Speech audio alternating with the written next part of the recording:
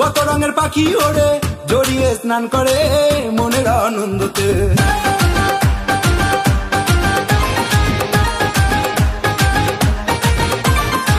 দীঘার ওই বালু চড়ে কত রঙের পাখি ওড়ে জড়িয়ে স্নান করে মনের আনন্দতে। দীঘার ওই বালু চড়ে কত রঙের পাখি ওড়ে জড়িয়ে স্নান করে মনের আনন্দতে। সন্ধ্যের 6টার পরে দীঘার ওই সিঁড়ির ধারে পাখি চাট হাতে নিয়ে পাশে যদি তোমায় পেতাম, সমুদ্রে মিষ্টি হাওয়া মিষ্টি ঢেউয়ের গর্জনে করতো মন উথাল পাতাল ঝিমে মূর্ছনে।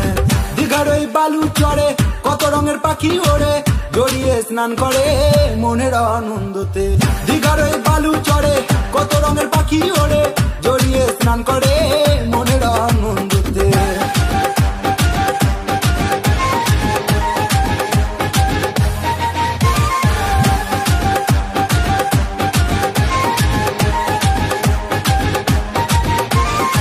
বুম্বাদার শহর দিয়ে যেতে হয় ভ্রমণেতে, মনেতে বাজনা বাজে দেখা হবে বলে।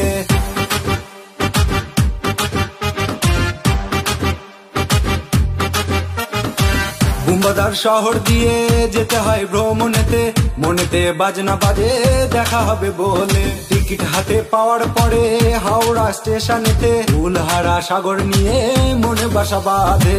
দীঘার ওই বালু চড়ে কত রঙের পাখি ওড়ে জড়িয়ে স্নান করে মনের আনন্দতে। দীঘার ওই বালু চড়ে কত রঙের পাখি ওড়ে জড়িয়ে স্নান করে মনের আনন্দতে।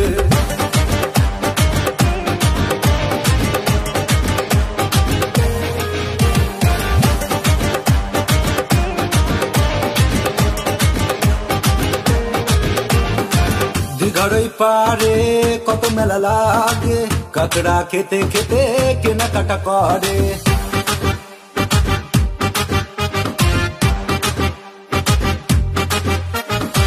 দীঘার ওই পারে কত মেলা লাগে, কাকড়া খেতে খেতে কেনাকাটা করে।